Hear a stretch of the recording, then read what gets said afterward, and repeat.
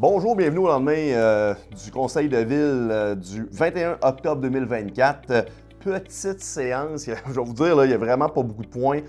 On est dans le moment où c'est la chasse, beaucoup de vacances. On est en train de préparer les budgets. C'est pas parce que le conseil de ville ne travaille pas fort, c'est pas parce que nos directeurs de services ne travaillent pas fort, c'est juste parce que c'est un temps de l'année qui est un peu plus tranquille, un petit peu moins de résolution comme telle. Mais sachez que votre conseil travaille extrêmement fort. D'ailleurs, dans chacun de nos départements, parce que bon, chaque conseiller municipal a ses propres thèmes. Il y a beaucoup de rencontres présentement, beaucoup de planification pour planifier 2025. Alors, c'est des choses qui cheminent vraiment bien.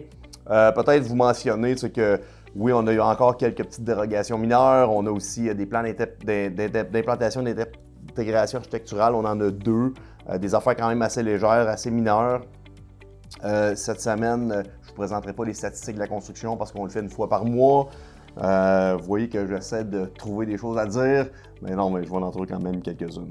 Peut-être vous mentionner là, que l'immeuble du centre entrepreneurial, l'immeuble qui est l'ancienne série, on a renégocié l'entente pour le déneigement avec un chargeur sur roue. C'est l'immeuble Jacan qui s'occupe de ça, donc c'est un montant mensuel. Ça va bien de ce côté-là. Puis ça va tellement bien que probablement qu'année prochaine, on va repasser la même résolution ou presque avec l'inflation. Ça, je m'attends à ça pas mal. En 4.9, on a acheté deux nouvelles petites chenillettes. C'est des véhicules pour faire du déneigement sur les trottoirs. On avait déjà été en appel d'offres. Là, on a retourné. On voulait en acheter deux. Le prix quand même correct, c'est 359 000. C'est FST qui va nous les fournir. Alors, nos employés, la voirie, vont avoir de la machinerie neuve. En 4.12, je vais vous parler un petit peu de l'aéroport Magny, j'en parle beaucoup. Là. On avait un grand projet dans le PACIAR, qui est un programme de subvention. Là-dedans, il y avait dalles de béton pour déchiffrer les ailes. Il y avait un nouveau garage pour pouvoir entreposer les équipements. Il y avait aussi, tout refaire la clôture. Alors, on a été en appel d'offres pour la clôture. Il y a 4 soumissionnaires qui ont appliqué sur le projet. Finalement, c'est Ameb Aménagement et Excavation GM qui va nous faire ça pour 441 000 $. Je veux juste vous mentionner que c'est dans le gros projet qui avait été présenté. Il y a des subventions là-dedans, mais la clôture va être mise aux normes. Et il y a aussi l'électricité du garage qui va être faite par Magny Électrique pour un montant de 68 000 $. J'espère, dans les prochaines semaines, qu'on pourra faire une démonstration des givrages des ailes ou du moins une simulation. C'est sûr que ce serait le fun de pouvoir aussi aller voir un petit peu le garage municipal ou le garage qui est aménagé là-bas. Ça reste qu'on devrait être fonctionnel pour cet hiver, donc c'est sûr qu'à terme, étant donné que l'aéroport fonctionne 4 saisons par année, que notre centre de traumatologie, qu'on envoie des gens pour la cour itinérante via l'aéroport d'Amos sur une base régulière à l'année, c'est sûr que le nombre de vols durant la période hivernale va être augmenté parce que ce sera sécuritaire. Les gens pourront atterrir et en sachant très bien qu'ils pourront dégivrer avant de repartir. Alors ça, c'est quelque chose qui, sur le moyen terme, va consolider notre aéroport et va augmenter le nombre d'atterrissages et de départs de chez nous. On a aussi renouvelé nos assurances collectives. Les assurances, c'est un peu la folie depuis une couple d'années.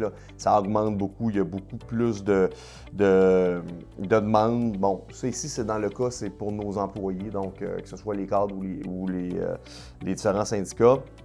C'est notre régime d'assurance collective. On est dans un regroupement, ça a été négocié avec plusieurs municipalités. On est quelques-unes là-dedans. Il y a eu une augmentation, mais ça va nous permettre de rester avec SSQ Assurance. On a un bon service, mais ça reste que, c'est important si on veut maintenir nos employés chez nous, c'est d'avoir quand même un bon régime. Le régime, il est correct. Puis en même temps, c'est sûr que s'il y a des augmentations, faut quand même les négocier au mieux possible, mais il faut aussi garder ces avantages compétitifs-là pour pouvoir maintenir nos employés chez nous. Alors, peut-être vous mentionner, parce que j'en parlais tantôt à la radio, même si présentement c'est plus tranquille à la ville, on travaille quand même sur les projets d'avenir, les projets pour surtout 2025 et les 3 prochaines années. J'aimerais peut-être vous donner un exemple de dossier qui a bien cheminé au travers des années, mais qui, au début, avait l'air de rien. Je ne sais pas si vous vous souvenez, il y a une quinzaine d'années, les pistes cyclables à Amos, ça avait l'air un peu de n'importe quoi. C'était, il n'y en avait pas, c'était pas tellement sécuritaire. Puis, à un moment donné, on a eu des tables de travail qui se sont questionnées sur qu'est-ce qu'on pourrait faire pour améliorer notre réseau. Puis comment est-ce qu'on pourrait le faire, tu sais, pas nécessairement le plus rapidement possible, mais pour que ça coûte moins cher et qu'on le fasse par attrition au fur et à mesure qu'on rénove certaines rues, que ce soit des restaurations faites par des entrepreneurs en sous-traitance ou que ce soit fait à l'interne dans la ville. Puis on avait un plan. Puis je me souviens pas du don de l'humorisme, mais je me souviens d'avoir été à un spectacle il y a plusieurs années. J'étais pas maire dans ce temps-là, puis l'humoriste était venu faire son tour avec son vélo, puis il s'était bien moqué de la ville d'Amos parce que on faisait un petit tronçon à peine 500 mètres, puis pouf, il arrivait dans un no man's land, il savait pas trop virer, il savait pas trop c'était quoi. Puis c'est vrai que ça avait l'air un peu bizarre. Sauf que quand on a développé notre réseau cyclable à l'interne dans la ville, bien, on savait que ça allait se faire année après année. Puis aujourd'hui, je suis très fier de dire que autant pour courir, autant pour les cyclistes, nos pistes cyclables sont bouclées, puis c'est très, très sécuritaire. Je ne dis pas qu'on n'en fera pas d'autres. Ce que je dis, c'est que ça commence à être plaisant de pouvoir se promener en ville. On a rajouté 2 passerelles, une en arrière de chez Arbec, la passerelle Ulrich-Chérubin. On a asphalté la section de la piste cyclable pour se rendre jusqu'à Tressesson. Tu sais, plein de belles choses comme ça qui font que, sur le coup, des fois, on se dit la ville s'en va où avec ça? Puis dire, soyez patient, là, on a un plan de match, il y a un comité qui a travaillé là-dessus. Ça va se faire à petits pas.